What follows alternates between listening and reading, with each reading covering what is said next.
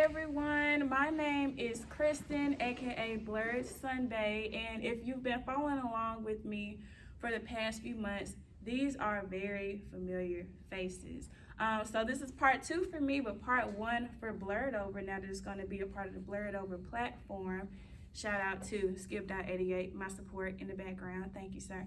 But we have some very special guests that I got to interview for the first time at Comic-Con in Birmingham, and now we get to see each other again at DragonCon in Atlanta, which is quite overwhelming, but we'll talk about that later here. So I have Sami-Inoue Harte to one side and Mr. Brian Holder to the other side of me. They are such amazing people with so many different layers of talent. I'm going to let them introduce themselves a bit, and then I'm going to get over into like some other highlights as well, and then we're going to get right to it. So I'll let you start off. Hi, my name is Sami-Inoue Harte. I'm an anime producer. I do work with Studio Gonzo. They're an Emmy Award-winning anime studio, best known for Afro Samurai, which they got an Emmy Award for. Also Hellsing, Gantz, Witchblade, Last Exile, Basilisk, Samurai 7, lots of other shows. And I do producing and writing development for them. I'm also known as a voice actor. I just recently got done doing some stuff for DC Universe Online as the Mighty Isis, and so I get to say that Dwayne "The Rock" Johnson is my husband, because the Mighty Isis is Black Adam's wife. So yay! But yeah, it's like I've been acting, doing stunt work for many years, and yeah, I met Kristen over at the convention, and I just was like, get on over here, we're gonna chat. And I've appreciated it ever since. Aww. Oh, real quick. Also, I'm also a board member of a film fund, and we're called the International Entertainment Partnership. And so, it's like the mission statement is mainly to empower people in creating film and entertainment, video games, animation, things like that. And they do a lot of workshops and doing a lot of introducing to networking and things like that. So if you guys are wanting to get involved in the film industry or entertainment industry in general, and you want to like get in on that, you can get a free membership from the International Entertainment Partnership. There's a little selection where it's like you can get it for free, and that'll allow you to get access to information and things like that. So that's a fun. I'll definitely be posting about that. The more you know, the more you can have these opportunities. And how about you? Hi everyone, my name is Brian Holder. I am an actor and voice actor, casting director and director. I've worked in the entertainment industry for 3 to 4 years now. I started out in voice acting for underground small projects and indie video games and stuff like that before getting into anime. I've been in anime such as Hikai Story, different isekai animes. One Piece is the biggest one I've been in. I've done video game work for Pirate 101, Wizard 101, and for DC Universe Online as well too. I play a big character, which I cannot talk about yet, but it does have something to do with a big DC movie coming out with a big guy in that movie. But aside from that, I also own a dubbing studio and a voiceover studio that does sound production as well too. Lazu Arts. We are one of the first Black-owned dubbing companies in the United States, and our goal in life is or our mission statement is to bring representation to all of our projects, as well as hire people that also look like the people who consume the product as well too, and watch the product, and try to bring diversity as much as we can throughout the anime industry, as well as working in the industry as well too. A little bit else about me, I also do live action acting. Since doing anime, I didn't want to just be pigeonholed into one area. So I've also branched out into live action. I'm going to be in a feature film in October. We're filming for an entire month in New Mexico and Los Angeles and Oklahoma, and it will come out in theaters really soon next year. So excited about that. Been on TV such as The Marvelous Mrs. Maisel, and I have also been on Walker, Texas Ranger, the remake for the CW. You might find me on there as well too, especially Marvelous Mrs. Maisel. I play Sidney Portier in one episode. And again, met Kristen here at Anime Convention, and she was my first interview ever. Thank you I did so not much. realize that. Yeah. So Oh, wow. I had to fake it and just kind of You did a copy good what I job. see celebrities do in their interviews that I see on Wow. YouTube and say, all right, just act like Leo or act like a Brad Pitt in their interview and just keep running with that. Wow. But thank you Oh my again. goodness. Wow, I feel like if I knew that back then, I mean, I was already nervous at the time, but I would have been like, okay, we're both new at this. Because that was really my first interview too with both of you. So to have that on my resume and the different steps that it took me to, like, you know, joining Blurred Over and interviewing so many others and coming around and do a part 2 is something I'm truly grateful for. So thank you. Now, one thing that, I mean, there's so many things that both of you share, but one thing that I want to talk about is the part about owning your own studio. So I know that, like, you get into this mode where, like, you have these different positions that you have to apply for, these different, like, voices that you have to take over. But when you own your own studio, you kind of have a lot more control, I'm assuming, with that. In the beginning, I asked you, what is it that people could look forward to understand about voice acting initially? So as far as that next step with owning your own studio, what are things that people who are already midway into the voice acting, kind of have some experience under their belt, what are some things that they could look forward to do to take that initiative to start something of their own like you all did for yourselves? I think this would be more of a question for you. As far as if they're in that midpoint, and I kind of feel like that, where do they want to start their own business, or as Yes. far as? So starting their own studio the same way you did. So acting is not my full-time job. I work in marketing. That's my full-time job that pays for my bills and pays for the studio. And my savings account does too. My partner helps as well, and Sammy definitely helps. And one thing that really helped us pay the rent for these past couple of months is our partnerships with other companies. We are partnered with Lion Forge Entertainment. We are working, or Lion Forge Animation and Productions. We're partnered with Frost Giant, and we're doing a AAA video game with them, and our first AAA video game. And we're also working with a PBS Kids affiliated. Yeah, so that's a 9PBS, which is a PBS affiliate company out of St. Louis. Yeah. So with our partnerships with a lot of these companies, and all of us working towards the same goal of producing great, diverse, and high quality content, it's been able to help us take care of Labs of Arts and take care of our employees as well too, and where the company keeps going. Yes, we have had months and times where, like, for any business, and just to get to the point, yeah, you will find yourself taking money out of your savings or even borrowing it to pay rent for the studio or for equipment and whatnot. But the day is always darkest before the dawn, but the dawn is coming. Yeah. So when it comes to opening up your own studio, I have my own animation studio and a think tank studio. The thing about the entertainment industry specifically is that when it comes to entertainment studios, the average life expectancy of a studio when you first start out, if you've never actually worked on any of the business side of things, is normally about 3 months. If you're lucky, you might get past 6 months. And it does take money to make money, and a lot of the money that you have is normally on trying to build a reputation, because what it comes down to is that you're normally not going to get out of the red until you've developed a relationship with clients to the point that you get repeat clients. Yeah, she's right.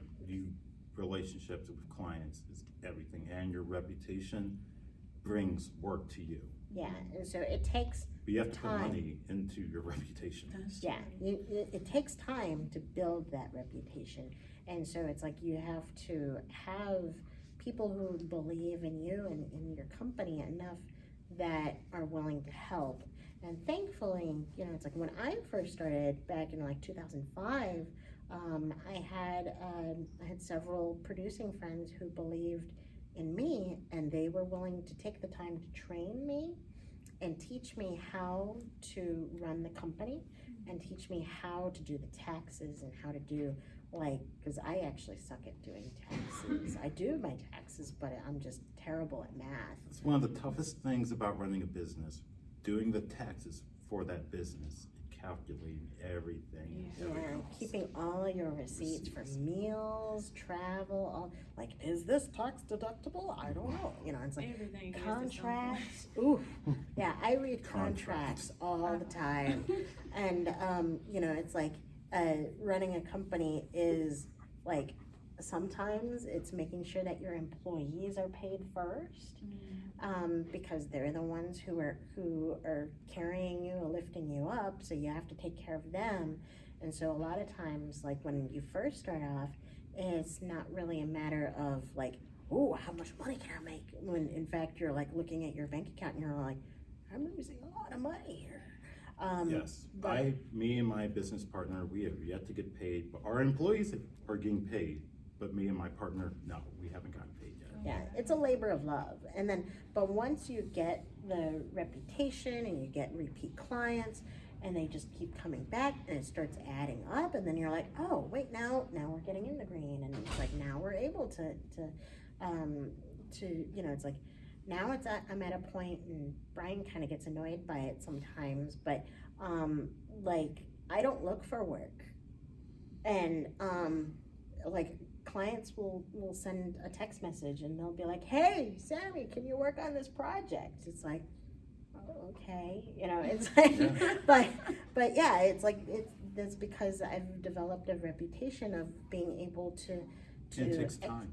Yeah. It takes time. Yeah, A lot of people want it within a year or two, and I'm like, no, the first couple of years is going to be rough. Yeah, like the microwave success type of thing. Yeah, and so, you know, it's like Brian's company has a lot of support from a lot of great people. Lionforge Animation is a fantastic company where it's like they started off as a comic book company, and now they have a full-fledged animation production side of things, and you know, they partner with like HBO and with Disney and with PBS, and they're another Black-owned company, and so they're like, yes, we'll help, and so Lazo Arts has been able to find an ally in them. And then Frost Giant Studios is, so when Blizzard Entertainment had that shakeup, two of the heads of the creators of StarCraft, and they ended up leaving, and they ended up starting their own studio called Frost Giant. And when, you know, it's like we met with them, they were like, yes, we want to have our new video game be diverse, and have like we want to have like that representation and inclusivity. And so it was, you know, a match made in heaven. And so now Brian's company is handling the casting, and they're going to be doing the recording for their game Stormgate. Yeah, we've already casted. I am the casting director for the company. We've already casted 2 actors, or actresses rather, for the trailer, and they're 2 of the many leads in the game, and it was amazing. Yeah. So that Did a good job. So it's like great things are coming their way. So definitely support Lazio. Yeah. Yes, please do. Please do. I definitely admire both of you for the great body of work that you all have done. Like, I didn't even realize that you were 3 or 4 years into the game, but I forgot that like last time we were talking about different things that you've done before, like personal training. You said policing or? Yeah, a long time ago, I used to be a police officer before I even was thinking about acting, and that was my old dream back in the day until I settled down. In the previous life, I used to be married, and then my ex-wife was like, I want you to not want to try to get yourself killed and go into SWAT and go undercover all the time. I want you to have a day job, a regular, normal day job. I said, okay, honey. And I did that instead of law enforcement. It definitely branched out into a lot of things you probably wouldn't have even predicted that's going on now. No. You never know what life holds. Is the ultimate gist of what I'm going towards. One thing that I'm curious about with your body of work, I think it's easy for myself and other people to, think about all of the anime and gaming side of it all, but there are also so many other opportunities for people like within the creative space that you all are doing, such as like the commercials, congrats on that, commercials and the indie films, the acting, and I didn't even realize you had that drama experience, being on, having that, and I forgot the words you used, but it was something that you used that you could like scream for hours at your piano.